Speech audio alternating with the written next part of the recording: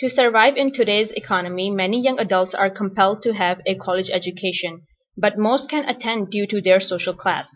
According to National Center for Education Statistics, the cost of education for 2009-2010 was estimated to be $12,804 at public institutions and $32,184 at private institutions. In this presentation, we would like to examine how social class impact college education. There are a number of social, structural, and cultural factors that contribute to the interplay between social class and college enrollment. Class background is a good predictor of academic success. Students from higher social class achieve more success in comparison to lower class individuals. In fact, 90% of incoming freshmen in the nation's most selective colleges come from the top half of the U.S. annual income bracket, showing just how stark the contrast is between the social classes. However, many more students from all classes are getting 4-year degrees and reaping their benefits. But those broad grain mask the fact that poor and working class students have nevertheless been fallen behind. For them, not having a degree remains the norm. It is important to note that only the bourgeoisies and the privileged are attaining higher education, while the working class is falling behind. This again widens the gap between the elites and the proletarians.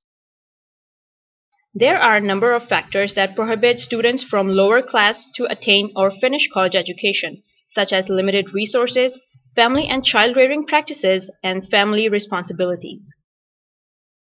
One structural factor that presents itself as a major impediment to those in the bottom half of the U.S. annual income bracket is the price of education. According to a recent article published in the Minnesota Daily, the average University of Minnesota student graduates with $26,000 of debt from loans and tuition. Also, one must factor in the price of books, housing, computer and technologies, notebooks, folders, and other necessary materials. This is enough to discourage lower-class students from pursuing higher education. In October 1996, 48.6% of 16 to 24-year-old high school completers in lower-income families were enrolled in college, compared with 62.7% from middle-income families and 78% from high-income families. A New York Times article, The College Dropout Boom, points out that the dropout rate is higher for students from lower or working-class background. Only 41% of low-income students entering a 4-year college managed to graduate within 5 years, whereas 66% of high-income students did. LaRose studied child-rearing practices among lower and higher-class families and related it to educational attainment. She argues that there are two common approaches that parents take when raising their child: concerted cultivation and accomplishment of natural growth. Concerted cultivation, often exhibited in middle and upper-class families, refer to the style of child-rearing in which the parents view their children as a project. Children's days are very structured, with activities and tasks that would help them succeed in school. As a result, children who are raised using this approach have the tools to attain academic success and maintain this throughout college. A recent example could be of Amy Chow, also known as the Tiger Mom. She was targeted by the media and the public for her extreme and strict child-rearing practices. On the other side, the working and lower-class families tend to use the accomplishment of natural growth approach, letting their children structure their own lives, which leads to independence at a very young age. But the fact is that concerted cultivation prepares the child for the real world much more effectively than accomplishment of natural growth. And since social class is so closely related to which parenting style is being used, it definitely has an effect on education.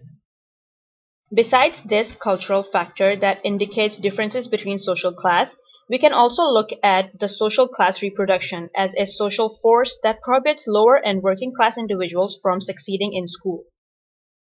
Social inequality stems from a lack of educational and employment opportunity, thereby creating a working class group of individuals who don't have the resources to provide for their children's education. Another thing to consider is that children most often follow their parents' footsteps. This means that children of the poor will also earn less money when they enter the workforce due to their limited education. In this way, we can see that there are a number of factors influencing the relationship between social class and education, including the high cost of education in US, patterns of child rearing, and the reproduction of social inequality from generation to generation. There are a number of larger social effects to consider when discussing the gap between social classes and educational attainment. As we have shown, it is much more difficult for individuals from lower class background to be successful in college. One implication of this is that it makes it more difficult for lower class individuals to change their economic position. In America, where the ideal of the American dream is so heavily promoted and defended, it should not be so difficult for a hard-working citizen to upwardly shift economic classes. One alternative solution to this problem can be found by looking at other countries like Brazil, Greece, and Argentina, which provides free universal education to all citizens. By looking at this issue from a number of perspectives, it should be clear that educational attainment in America is strongly related to social class. The working and lower class falls behind as a result of limited resources, differences in child-rearing practices, and other cultural factors. The best way to address this problem is to take a serious look at our education system and decide what is best for the coming generation.